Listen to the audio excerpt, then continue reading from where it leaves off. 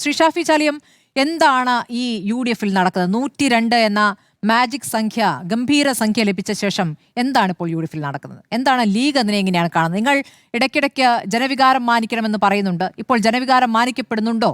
എങ്ങനെയാണ് ജനം ഇപ്പോൾ തെരുവിലേക്ക് ഇറങ്ങിയിരിക്കുന്നത്?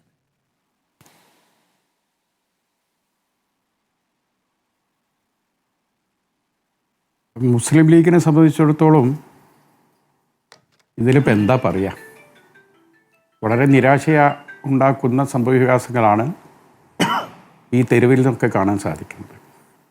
ഇത്രയും വലിയൊരു അംഗീകാരം ഈ മുന്നണിക്ക് ഈ കേരള ജനത തന്നിട്ടും ഐക്യത്തോടു കൂടി ഒരു നേതാവിനെ എളുപ്പത്തിൽ ബഹളങ്ങളൊന്നും ഇല്ലാതെ കണ്ടെത്താൻ സാധിക്കാത്തൊരവസ്ഥ നിർഭാഗ്യകരമാണ്.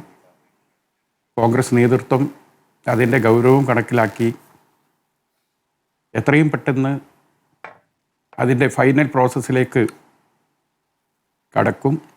ആ തീരുമാനം ഹൈക്കമാൻഡിൻ്റെ വരുമ്പോൾ എല്ലാവർക്കും തൃപ്തികരമാകുന്ന ഒരു തീരുമാനമായി മാറുമെന്ന് പ്രത്യാശിക്കുകയല്ലാതെ മുസ്ലിം ലീഗിനെ പോലുള്ളൊരു ഘടകകക്ഷിക്ക് ഇതിലെന്താ പറയാൻ പറ്റിയ സ്മൃതി? ഈ തിരഞ്ഞെടുപ്പിൽ മത്സരിച്ച് വിധി സമ്പാദിക്കുക, അതിനുശേഷം തെളിയിക്കുക, അതല്ലേ വേണ്ടത്?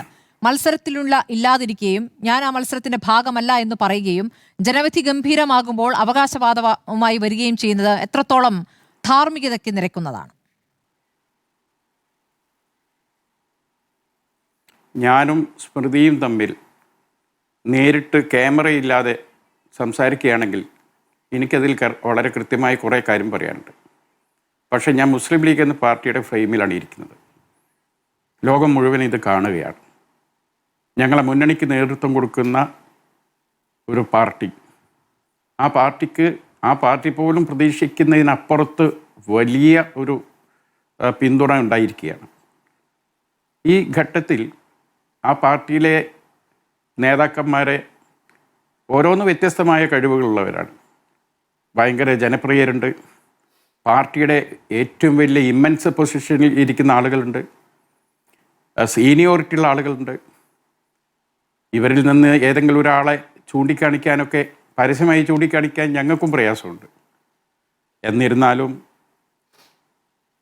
കോൺഗ്രസ് പാർട്ടി ഇതൊക്കെ മനസ്സിലാക്കുന്നുണ്ടല്ലോ. ജനങ്ങളുടെ അഭിപ്രായവും MLA-മാരുടെ അഭിപ്രായവും എല്ലാം കേട്ടതിന് ശേഷം ഹൈക്കമാൻഡിന് ഒരു തീരുമാനം വരാനുണ്ട്.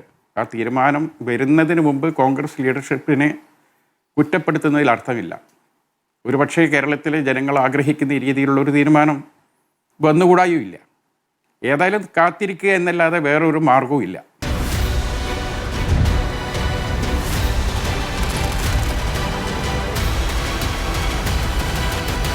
ഡിബേറ്റ് വിത്ത് സ്മൃതി പരുത്തിക്കാട്.